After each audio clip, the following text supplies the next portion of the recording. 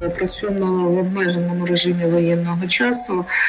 На минулому тижні відбулося засідання виконавчого комітету, де було виділено кошти на компенсацію 14 особам за встановлення лічильників холодної води. Звертаюся і населення, і внутрішньо переміщені особи мають змогу звернутися з даного питання, консультуємо. Також продовжуємо роботу по організації транспортних перевезень на міських і приміських маршрутах. Давайте на цьому тижні попрацюємо із страховими компаніями, тому що при обстрілі виявилося, що підприємства практично ніхто не страхує свого майна, надзвичайно складна ця процедура в умовах війни.